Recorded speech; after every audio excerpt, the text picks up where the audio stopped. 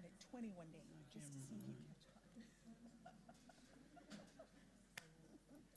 Could be any.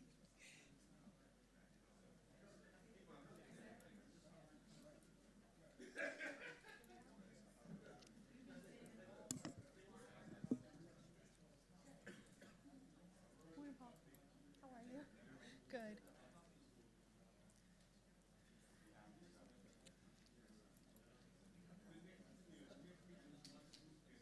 Can you hear me, Danny?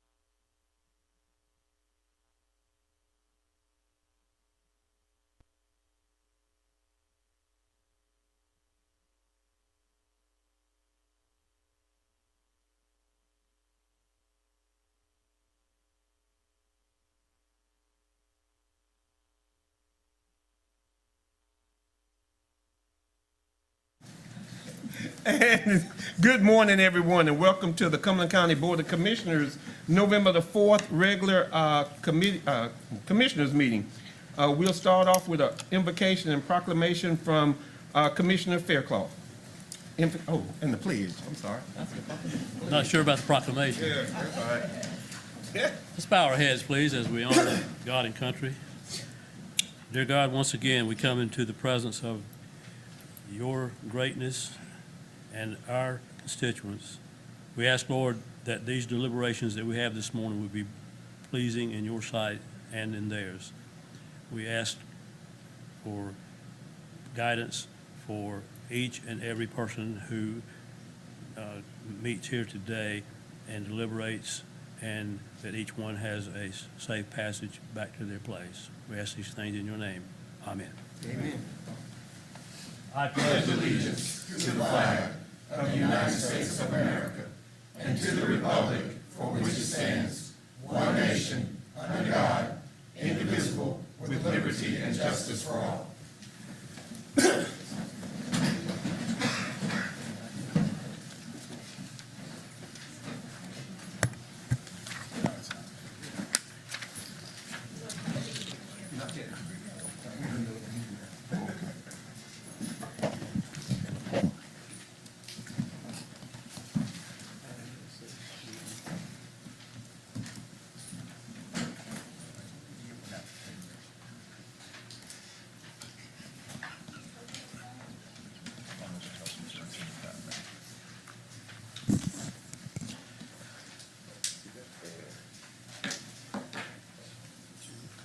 And it is a wonderful morning, and as always, we like to make sure we recognize some of our citizens and the things that they're doing in the community.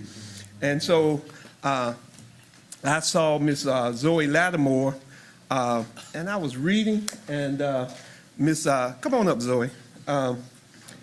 And she is working on her Gold Award for the Girl Scouts. Wow. And so, but let me give you a little bit of information. Zoe Lattimore is a native of Fayetteville. She was born out at Womack to Howard and Carolyn Lattimore. All right, there she is right there. She's a senior at Cumberland International Early College High School and will graduate in May 2025. Where you going? Wingate? Oh, okay, great. She's involved in her community. She's a member of the Key Club and Global Girls, Cultural Pearls, Mentoring Program, Youth Ministry, Usher, and Missionary. She's at 71st High School. Didn't make time for us, 71st. Got somebody from the West, where she plays the trombone. Hey, I'm gonna come listen to you. She's a Girl Scout ambassador with troop number 1458 and a Girl Scout Gold Award candidate. Boy, she's got more academic honors than all of us put together. She's an AIG program, Academically Intelligent Gifted Program, National Society of High School Scholars, Fayetteville State University Honor Society, National Society of Leadership and Success, one of 600 students to attend, Jimmy, you're like this, West Point Academy Summer Leadership Experience. That's our veteran on the board. Thank you. Very much, sir. Thank you. Selected as a nominee for the Congress of Future Medical Leaders, one of 50 students for pharmaceutical camp at Campbell University. Done over 60 hours of community service and recognized and received letters and recommendations by the North Carolina Coastal Pines. Oh, as a top, I like this one, cookie seller. You know me now. 18,000 boxes of cookies.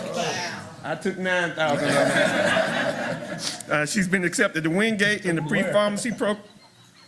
I didn't give you any. After graduating in the pre-pharmacy, she attended Wingate's pharmacy school.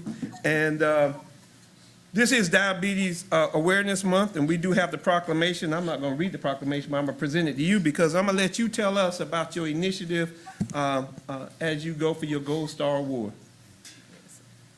Thank you. Okay. Thank you. Good morning, Chairman. Good morning, Chairman Glenn Adams, County Commissioners, and community. Good morning. Thank you, Chair Commissioner Mr. Glenn Adams, for inviting me to share with you and the community some significant information about diabetes. And I thank you for reading my resume. I'm Zoe Lattimore, a Girl Scout ambassador with NC Coastal Pines. I've been a Girl Scout for over 10 years, as you can see. I have received my Girl Scout Bronze and Silver Award. Today, I stand before you as a Girl Scout Gold Award candidate, the highest award a Girl Scout can achieve. For the next few minutes, I'm going to speak to you about diabetes, the education and prevention of a chronic disease. I chose this project for my Gold Award because as a future pharmacist, I want to help spread awareness about this chronic and sometimes fatal disease. Diabetes has no age, race, zip code, neighborhood, ethnic background, or socioeconomic status. It affects people of all ages and cultures. And this is not only a community or North Carolina issue, this is a global issue that is steadily rising. Diabetes is when your blood sugar, glucose, is too high. It develops when your pancreas doesn't make enough insulin or any at all, or when your body isn't responding to the effects of insulin properly. The most common types of diabetes are type 1, type 2, and gestational. Type 1 is chronic, but type 2 and gestational diabetes can be reversed, although it can be permanent and there's no cure. Type 2 diabetes occurs more commonly in adults, and in fact, it used to be called adult onset diabetes. But the increasing number of children with obesity has led to more cases of type 2 in younger people. Diabetes is often referred to as a silent killer because oftentimes a person does not know they have it until a serious health matter occurs. Diabetes is the second cause of death in young people behind asthma, and the 8th leading cause of death in our country with an increase of 95% since 2000. It affects the vision, liver, kidneys, feet, legs, heart, nervous, and digestive system. Complications from diabetes are heart disease, stroke, eye, kidney, and nerve damage, skin and oral conditions, hearing impairment, and Alzheimer's. However, heart disease is the leading cause of death. According to the CDC, diabetes amongst young people is projected to increase by the year 2060. Researchers forecast how many kids and teens will be diagnosed with diabetes by 2060. For example, if diabetes remains the same, type 2 diabetes could increase about 70%. If new diagnoses continue to increase, type 1 diabetes could increase about 65%, and type 2 could increase about 70%. I share with you the following statistics. According to the American Diabetes Association of North Carolina, approximately 1,077,000 people in North Carolina have diabetes. Of these, an estimated 247,000 have diabetes, but don't know it, greatly increasing the risk. Approximately 2,624,000 people in North Carolina, 36.1%, of the adult population have prediabetes with high blood glucose levels. Every year, an estimated 52,000 people in North Carolina are diagnosed with diabetes. According to the CDC, in 2021, 38.4 million Americans, or 11.6% of the population, had diabetes. In 2021, it is estimated that over 6.7 million died from diabetes-related causes. 2 million Americans have type 1 diabetes, including about 304,000 children and adolescents. 38.4 million adults with diabetes, 29.7 million were diagnosed, and 8.7 million went undiagnosed. Almost 540 million people already live with diabetes, and by 2045, it is estimated that over 780 million people will have the condition. In 2021, 97.6 million Americans under age 18 and older had prediabetes. About 352,000 Americans under the age of 20 are estimated to have diagnosed diabetes. About 3.6 million adults aged 20 years or older, or 12.3% of all U.S. adults with diagnosed diabetes, started using insulin within a year diagnosis. In 2017 to 2018, diagnosed diabetes in youth was an estimated at 18,200 with type 1 diabetes, 5,300 with type 2 diabetes. To help manage or prevent type 2 diabetes in a child, encourage them to eat healthy foods, get plenty of physical exercise, and maintain a healthy weight. If healthy eating and exercise aren't enough to control type 2 diabetes, oral medication or insulin treatment may be needed. Based on the abundance of research and seeing my family's journey with diabetes, I truly ask that we all take a look at what we can do to help derail this chronic disease. Before I close, allow me to show you how much sugar is in certain foods that we eat and love so much.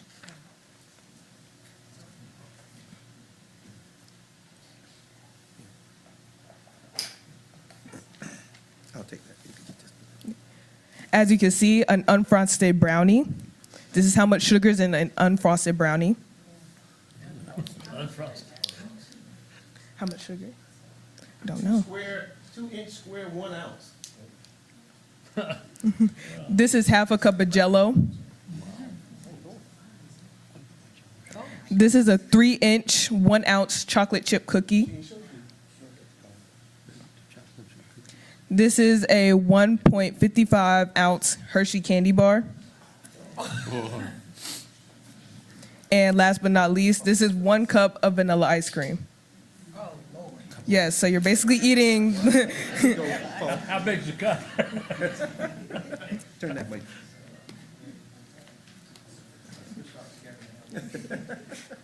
So we do it this way. Right?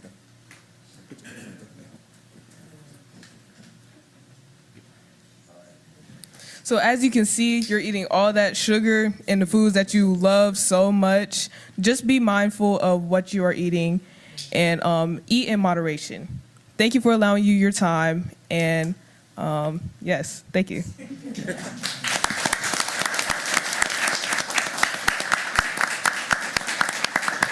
You know, as you were giving that award, I looked back there at my health director, and she was just blown away. She was like, every word she said is true. Dr. Green, stand up. Dr. Green, our health director, you get with her, she can. And I'm gonna give you a corn, one of our corns, and here's a little gift for you. And it was a great presentation. I hope everybody took it into concern, and thank you so much for it's Diabetes Awareness Month. And it doesn't start any better than what we just did this morning. Thank you so much. Yes, sir. Thank All right. I'll hold that one. Oh, wait a minute. Introduce your mom. Your mom's here, so we got to introduce who you have with you. I have my mother, Carolyn Lattimore. She is a retired vet of 21 years. I love her so much, and she's done a lot for me. So. You got some other people? And then I have Dr. Audrey Kizzy, and then I have Deborah Kinney. Who's with the hat? Is he with the hat? Yes. And then I have Mr. Jones. It does take a village, but you go right ahead with the rest of them. She brought you like this. Sugar's not a Hershey.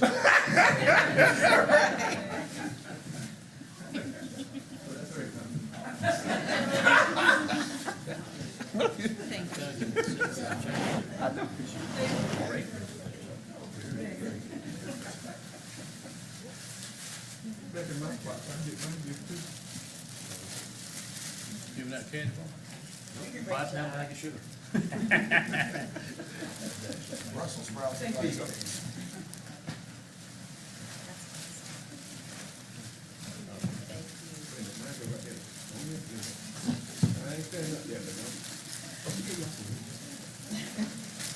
No pile.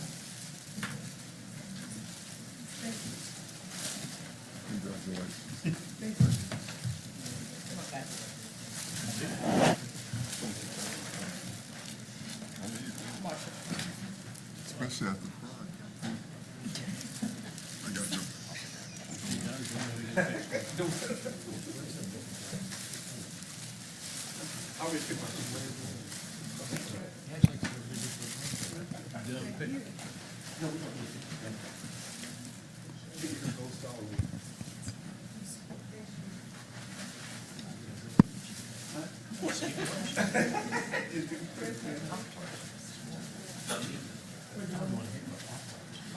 Come up here, Zoe, and take one.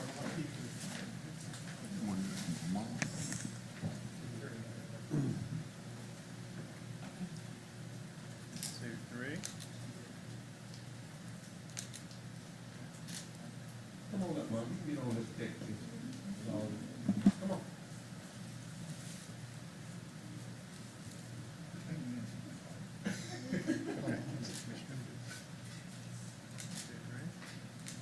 I'll get one with your phone.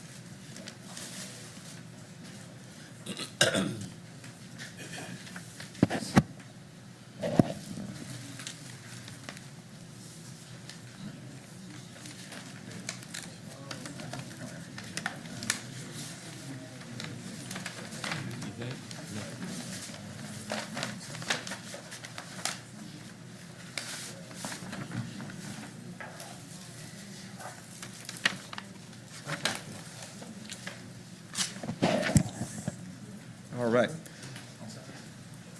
And as we go forward, well, you had a couple other people come in. Come on, you can go. I'll let you introduce them. They're a little late, but you can come on. Come on.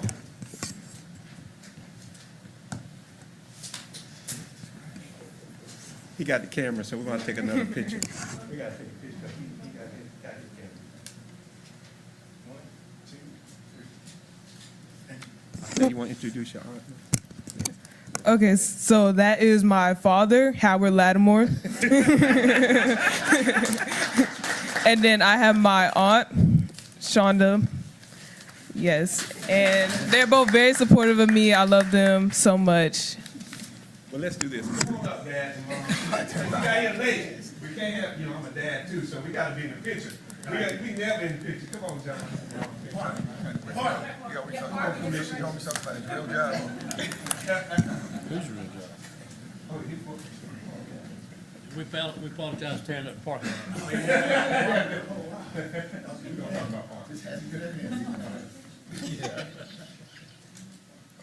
Jimmy's fault.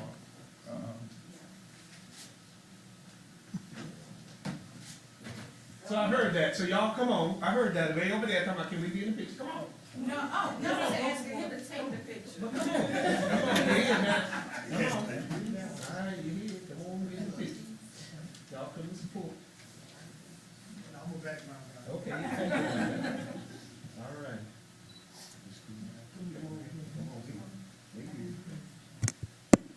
Let's wait and get my picture for Dr. First over here.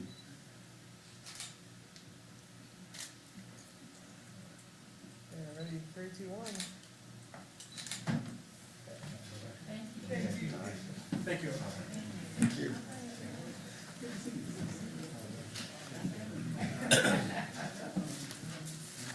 Andrew. Okay. On September the 13th, Cumberland County launched the second cohort of the Ignite internship program. The cohort consists of college students, undergraduate and graduate, and recent college graduates. The county received a total of 43 applications and ultimately hired and onboarded 18 interns. I'm going to ask Dominique to come up and if she wants to say a few words first, and then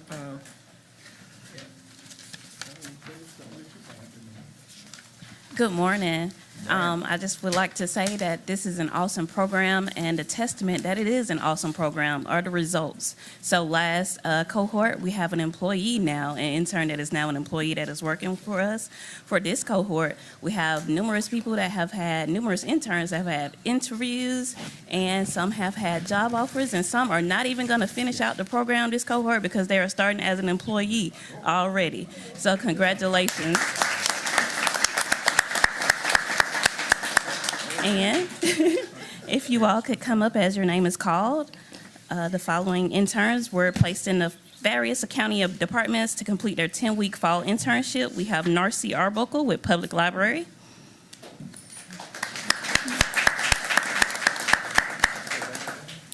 Connor Fisher with Solid Waste Management.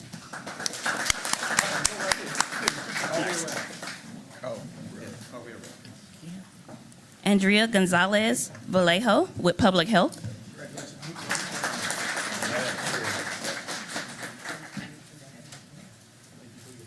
Shalia Jackson with Public Information Office. Shalia Jackson.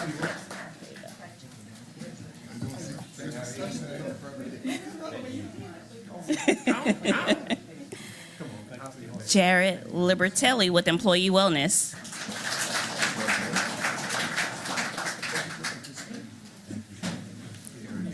Daryl McIver with Social Services.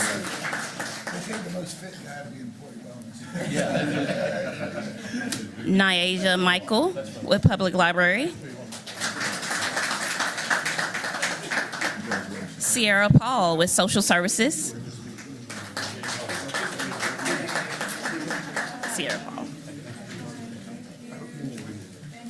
Our cameraman doing double duty, we have Trey Richardson with Public Information Office.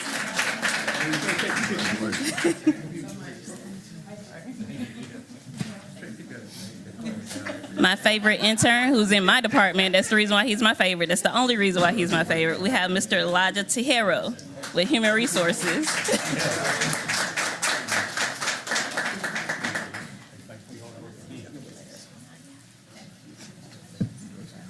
Cedric Turner with Community Development.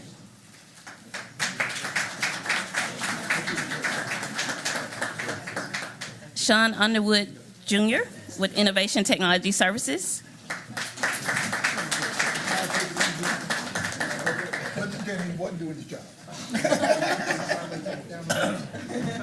Nancy Ortiz with Innovation Technology Services.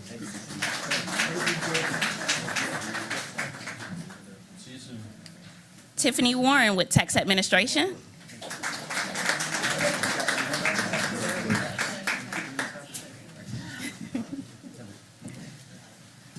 Dylan Wooster with Emergency Services.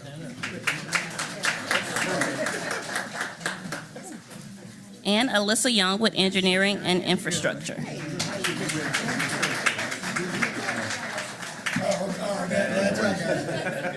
And not present with us is Keturah Haynes with Social Services and Carlia Hudson with Social Services.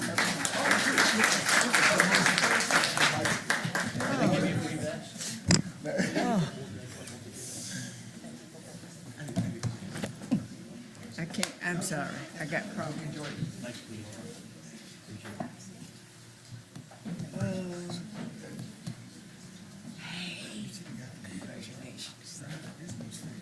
I heard he was 250 when he started. Y'all all come up so you can get a picture. All y'all come on up. Guess which one? You fixed it. Yeah, bring your. Thank you. Thank you for asking me about me, because I was mad. You always mad. You didn't take it to me? Say, Johnson County.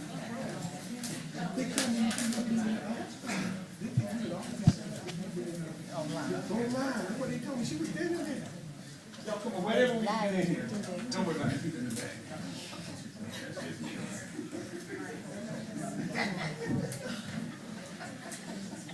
And those of you that get beforehand,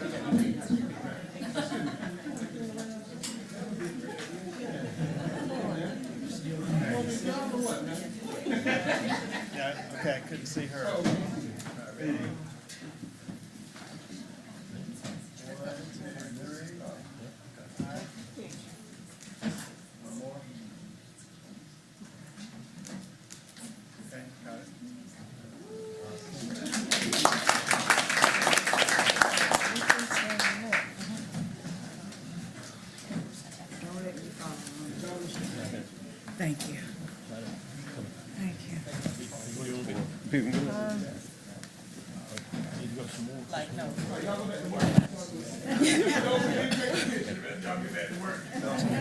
And I would like to give a huge thank you to our department heads for hosting our interns, to our interns for wanting to be a part of the program. I think you all are having fun and learning a lot. And for everyone who has played a part to make this internship program a success, we thank you, thank you, thank you.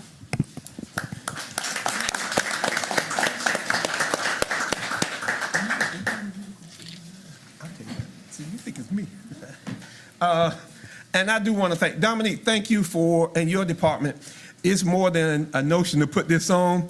And so the commissioners, thank you so very much for being able to do that. And it's kind of a twofold thing. One, and all my department heads, thank you all so much because y'all take the time out to do this. But it's also to do the internship, but it's also that we are pleased when they become employees of Cumberland County because that just shows how this program works. I did talk to, and it's also a learning experience because I talked to one of the interns and she said she found out, she went to work and one of our departments said, that's not really what I want to do. I want to be with Cumberland County, but not that department. So I'm not going to tell you which department.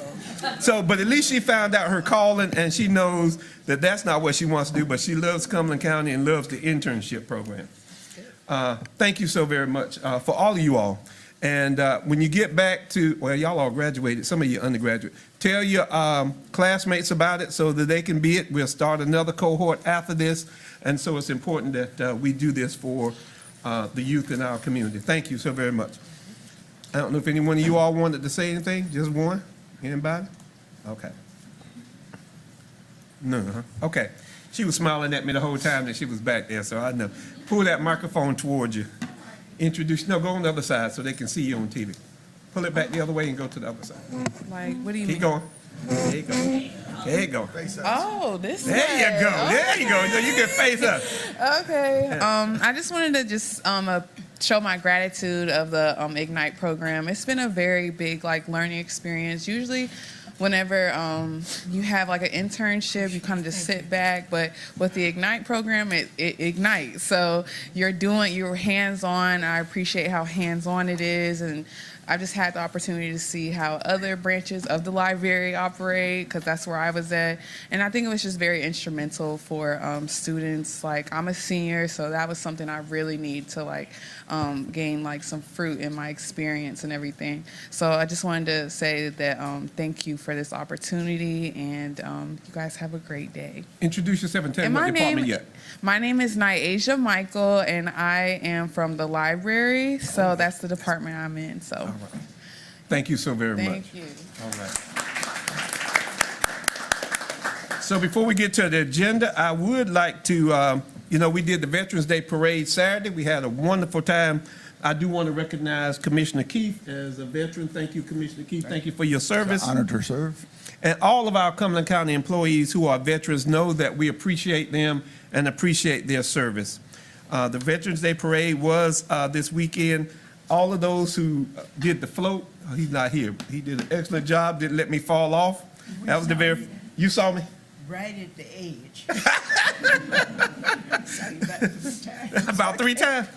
Commissioner Kiefer said that was just one person with 3 times on there.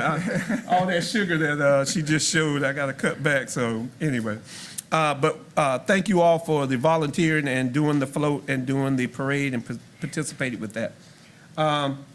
We will go to our approval of the agenda. I would ask to add, because we didn't do it, under nominations of the Tourism Development Board, the TDA Board, up under that nominations.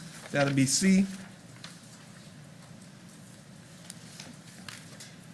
And with that, Mr. Manager, are there any additions to the agenda or changes? We need to add item 2J, proclamation recognizing Diabetes Awareness Month in Cumberland County, to the consent agenda. Okay. 2A. 2J on the consent agenda? J. All righty. If not, I'll take a motion to approve the agenda. With the 2 agenda additions, move to approve.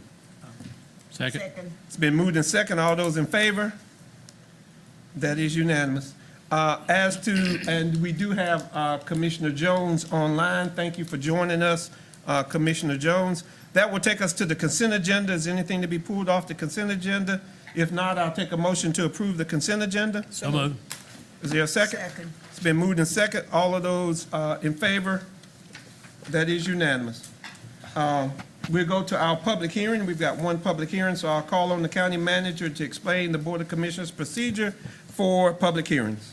Public hearing procedures are as follows. Arguments by the proponents and opponents should be limited to a maximum of 10 minutes per each side. If there's no group representative, each speaker should be allotted a maximum of 3 minutes until the 10-minute time period is attained. Rebuttals will only be permitted at the discretion of the chairman, with a maximum of 1 3-minute presentation by each side. All right. With that, we will have a public hearing on the Edward Byrd Memorial Justice Assistance Grant. We heard that last meeting. I will open the public hearing. Are there any speakers? There are no speakers. I will close the public hearing, and I ask for a motion to accept the Edward Byrd Memorial Justice Assistance Grant. That's my motion.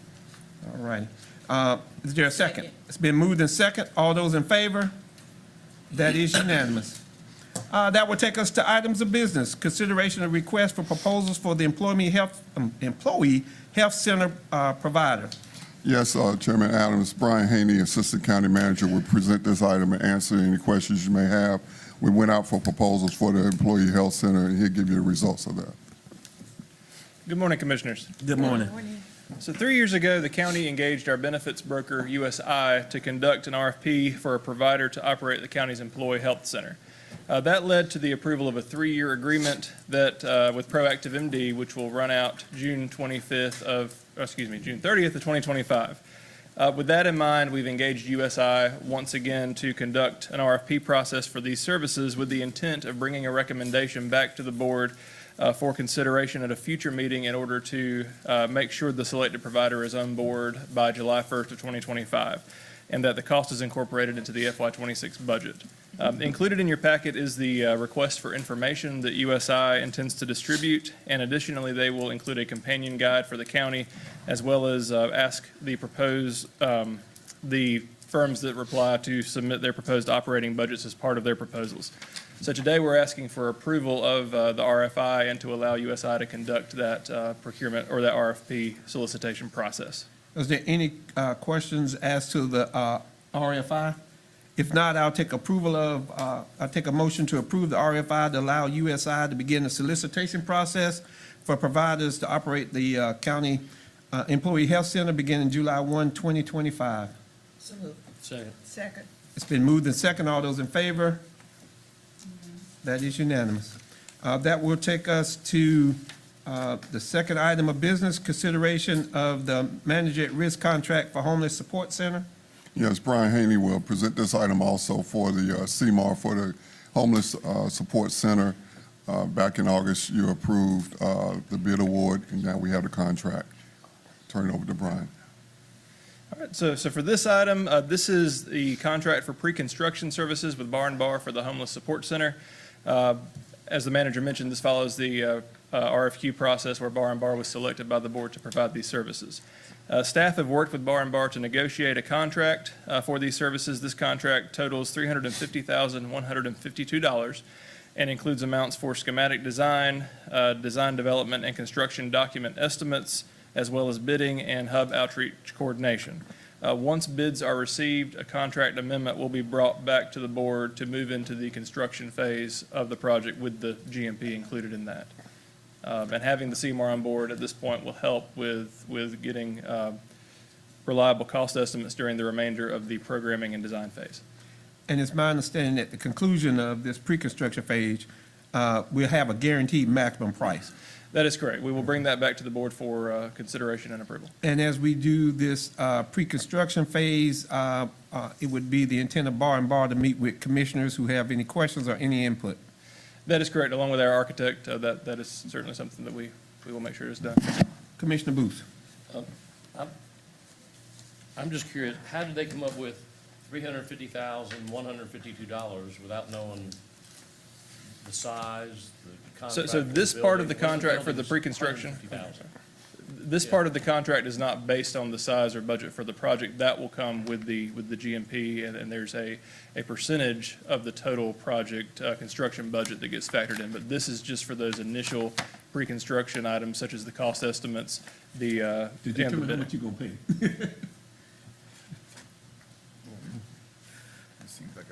Yeah, do they have, yeah, I mean, it's just weird, $350,152. They had to have factored in something that it's gonna be 40,000 square feet, it's gonna be on an acre, it's gonna be brick, stucco, wood, paper, I mean, or is it just hourly? No. It's It 350 is staff hours, time, and it's 100,000 an hourly hour? for this portion of the project. That portion, the next portion will include those elements. We have representatives from Bar and Right. Bar and Jermaine. Okay. And- I just and wonder how there they is- came- It's just, it's an exact Right. $152. And you, so it's based on something. Well, if you look at also the document that came with us, those pre-documents, it goes through all those tables of documents of everything, the discounts, the compensation payments, all of that's in that document that we got previously. But, Mr. Jermaine? It is. Yes, sir. When we created the budget ordinance for the project, we gave them what we believe was a projected construction cost, and they programmed roughly 1% based upon that projected construction cost. That was the initial. 1% is, 1% of that would be 35 million, Yeah, No, sir. well, 350,000. half of it, must be half a percent. It's a half a Must be half a percent. There you go. There you go, half a percent. Come on, half a percent. It's half a percent of what we set out. Okay. half a percent. Okay. That makes a lot more sense. Now we Okay. did. Now, that's what I'm saying, it had to be at least a starting point. Thank you. That's all I was just wondering. So, there are no other questions. I'll take a motion to approve the contract with Bar and Bar for pre-construction services for the Homeless Support Center project. So moved. Is there a second? Second. It's been moved and second. All those in favor? Just unanimous. All right, thank you. That will take us to nominations. The Vice Chairwoman, Stewart, we'll start with the Fayetteville Area Convention and Visitors Bureau. The Fayetteville Area Convention and Visitors Bureau has one vacancy, and I have one nomination, Rashawn Moore. I'm sorry. Is there anyone else with a nomination? All right, that take us to the Library Board of Trustees. The You li- have 3 vacancies? The Library Board of Trustees has 3 vacancies, and I would like to nominate Daniel Matoya, David Brees, and Rebecca Padigo. Any other vacancies, nominations, rather? Okay. We will move on to the To the TDA. TDA, Towards- and there are That's what 2 we wanted to do. vacancies for the TDA. Are there any nominations for the 2 vacancies? I'd like, She's got alternate. She's got one right here. Go ahead. Yeah, I'd like to nominate Jimmy Keith, please. And I would nominate Randolph Williams. I move to nominate, can I do that? No, we go to appointments Okay, next go I'm around. We're sorry. good. Oh, we're good. I, James Kevin. Yeah, that was the same one. I knew which would be. Okay. That would take us to appointments. The Fayetteville Area Convention and Visitors Bureau Board of Directors has 1 vacancy, and That was They for, would- that is, that vacancy will be filled by Sheba McNeil. that's a reappointment. All those in favor? That's unanimous. The Transportation Advisory Board, I would like to make a motion to Appoint. appoint, I'm sorry. Norman Neal for the Aging Programs Representative, Carla Smith for Mid-Carolina Council of Government Director or Designee, Antoinette Higgins for Dialysis Center Representative, and Sheila O'Kelly as the at-large recommendation. Second. It's been moved and second. All those in favor? All right. I saw that. I will recess the Board of Commissioners meeting and I will convene the Norcross Water and Sewer District meeting. And I will go to the governing board consent agenda, which is the approval of the connections of the Godwin subdivision project to the Norcross sewer system. If I could take a motion for that? Second. Yes, sir. Second. It's been moved and second. All those in favor? All right. I will now adjourn the Norcross Water and Sewer District Governing Board meeting and reconvene the Board of Commissioners meeting. And we've got a closed session item, so I will take a motion to go into closed session for attorney-client privilege pursuant to 143-318-11A3 and real property acquisition 143-318-11A5. If I can get a motion. So, Say a second. Second. It's been moved and second. All those in favor? Oh, we're in closed session. My mind's on.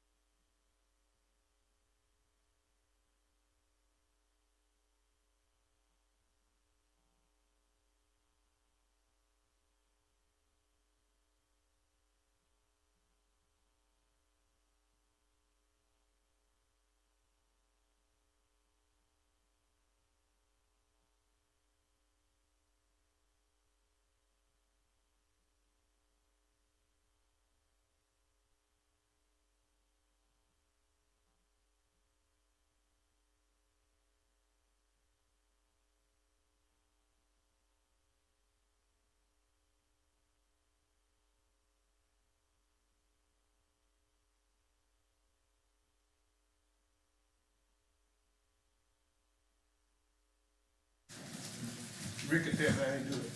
Paul Ward doesn't be sitting there saying they came back in and didn't have 4 minutes.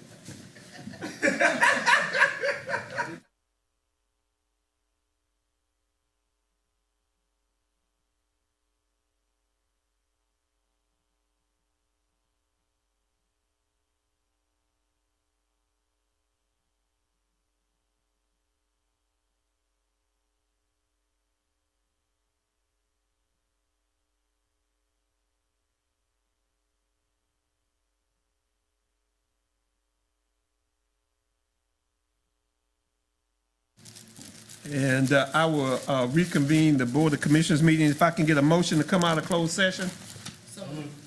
It's been moved and second. All those in favor? That is unanimous. I'll take a motion to adjourn. It's been moved and second. All those in favor? All right, we are adjourned. Thank you, everybody.